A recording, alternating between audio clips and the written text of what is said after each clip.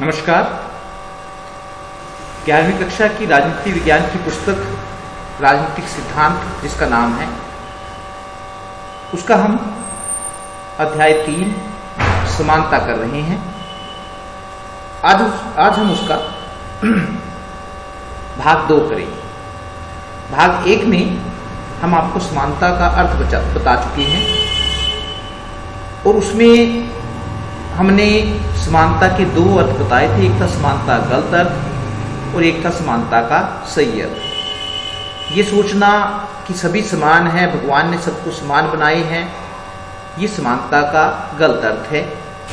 तो समानता के सही अर्थ में हमने जाना था कि सभी व्यक्तियों को अपना विकास करने के समान अवसर मिलने चाहिए। इस मामले में लोगों के साथ धर्म, जाति, भाषा, लिंग के आधार पर कोई भेदभाव नहीं किया जाना चाहिए।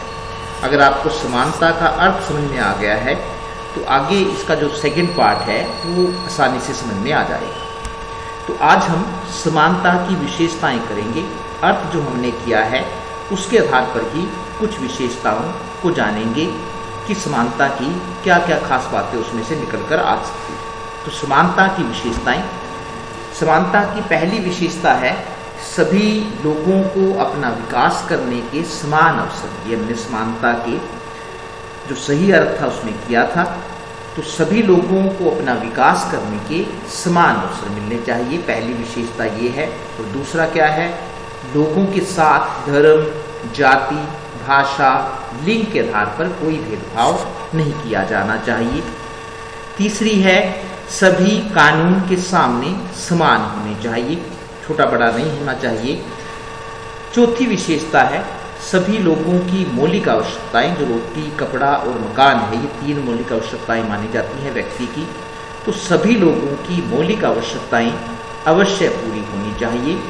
और 5वीं विशेषता है समानता का यह अर्थ जरूर है कि लोगों को विशेषाधिकार न दिए जाए। विशेषाधिकार का मतलब है कि कुछ खास लोगों को एक अलग प्रकार की रियायतें देना।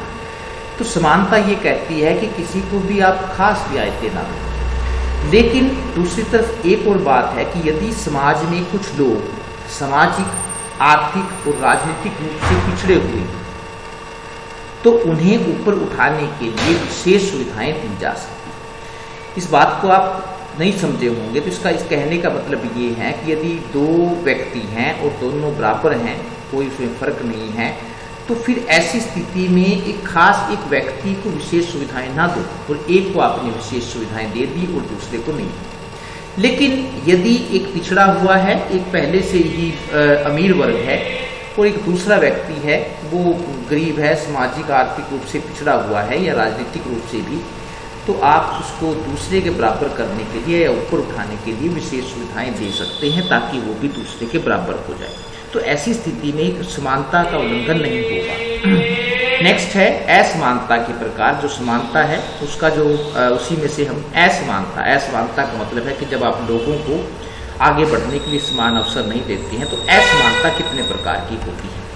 पहला है प्राकृतिक असमानता। ये क्या है प्राकृतिक असमानता? प्राकृतिक असमानता का अर्थ यह है कि जन्म से सभी व्यक्ति समान। वो कहते हैं कि प्राकृतिक असमानता ये मानकर चलती है कि जन्म से सभी व्यक्ति समान नहीं होते, उनमें रंग, रूप, बुद्धि के आधार पर अंतर पाइए। आपने देखा होगा प्रकृति में। तो प्रकृति असमानता ये कहती है कि जन्म से ही सभी व्यक्ति समान नहीं होते हैं, उनमें रंग, रूप, बुद्धि के आधार पर अंतर पाया जाता है। 2 आदमी कभी भी समान नहीं होते, यहाँ तक कि एक माँ बाप के 2 जुड़वा बच्चे भी समान नहीं होते। तो प्राकृतिक असमानता आप समझ गए होंगे, जो ये कहती है कि जो व्यक्ति हैं समाज में, जो सभी के सभी व्यक्ति हैं वे समान नहीं हैं, रंग, रूप और बुद्धि के आधार पर उनमें अंतर पाया जाता है। उसके बाद है सामाजिक असमानता। सामाजिक असमानता क्या कहती है? जब समाज में रहने वाले लोगों के साथ धर्म, जाति, भाषा, लिंग के आधार पर कोई भेदभाव नहीं किया जाता है तो इसे सामाजिक असमानता कहते हैं। जब समाज में रहने वाले लोगों के साथ धर्म, जाति, भाषा, लिंग के आधार पर कोई भेदभाव, तो इसे सामाजिक असमानता कहते हैं। उदाहरण के लिए पुराने समय में भारत में शूद्रों के साथ बुरा व्यवहार किया जाता था। तीसरा है नागरिक असमानता। नागरिक असमानता का क्या मतलब है? नागरिक असमानता का अर्थ कानून के सामने समानता का न होना। जब दो व्यक्तियों को कानून के सामने समान नहीं समझा जाता तो उसको हम कहते हैं नागरिक असमानता। और कानून के सामने समानता क्या है? कानून के सामने समानता का अर्थ यह है कि कानून की नज़र में सब बराबर हैं, ना कोई छोटा है, ना कोई बड़ा है, ना कोई अमीर है और ना कोई गरीब है। तो जब कानून के सामने दो व्यक्तियों को समान नहीं समझा जाता है तो उसे नागरिक असमानता कहते हैं। राजनीतिक असमानता। राजनीतिक असमानता का अर्थ क्या है?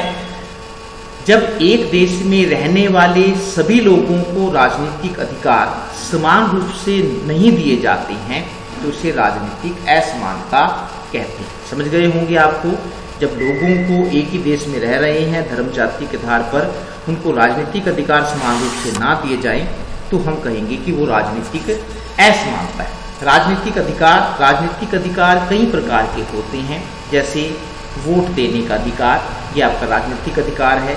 चुनाव लड़ने का अधिकार, राजनीतिक दल बनाने का अधिकार, सरकार की आलोचना करने का अधिकार, ये भी आपका सरकार की अगर आप आलोचना करते हैं किसी बात को लेकर तो वो आपको राजनीतिक अधिकार मिला हुआ है ऐसा।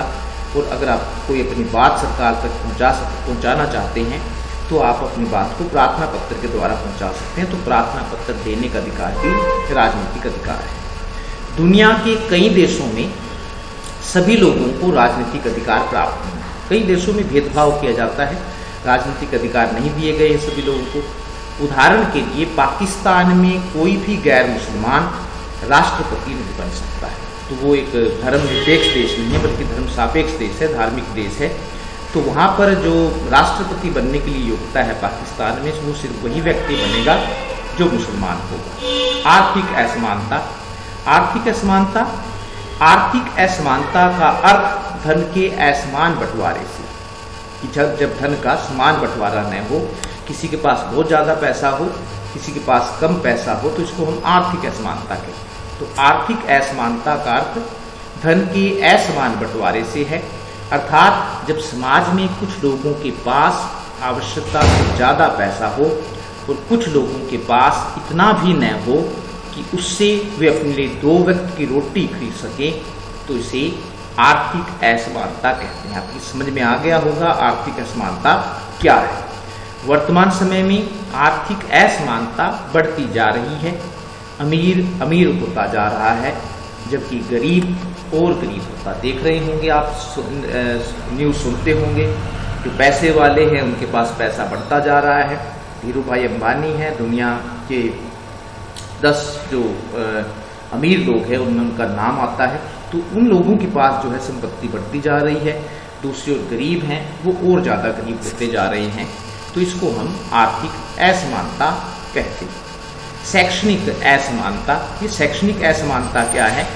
शैक्षणिक असमानता क्या है? जब शिक्षा देते समय लोगों के साथ धर्म, जाति, भाषा, लिंग के आधार पर, लिंग मतलब लड़का और लड़की के आधार पर, जब शिक्षा देते समय लोगों के साथ धर्म, जाति, भाषा, लिंग के आधार पर भेदभाव किया जाता है तो इसे शैक्षणिक असमानता कहते हैं। जब आप लड़कियों को शिक्षा देने से रोकते हैं, लड़कियों को अच्छे स्कूलों में भेजते हैं, तो ये शैक्षणिक असमानता है। इससे उनको समान शिक्षा नहीं प्राप्त हो पाती है, वो शिक्षा के क्षेत्र में पिछड़ जाते हैं, तो इसको हम शैक्षणिक असमानता कहेंगे। उदाहरण के लिए पुराने समय में ब्राह्मणों को तो शिक्षा प्राप्त करने का अधिकार था, लेकिन शूद्रों को शिक्षा प्राप्त करने का अधिकार, जो नीची जाति के लोग थे उनको शिक्षा प्राप्त करने से रोका गया था।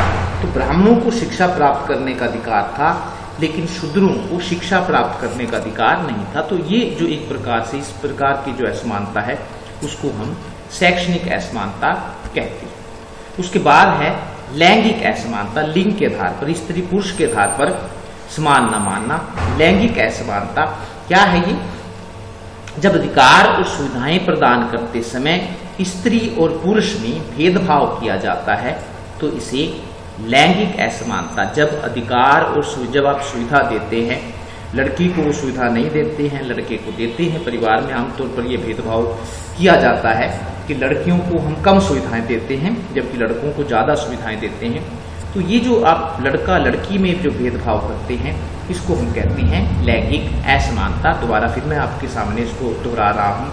जब अधिकार और सुविधाएं प्रदान करते समय स्त्री और पुरुष में भेदभाव किया जाता है तो इसे लैंगिक असमानता कहते हैं।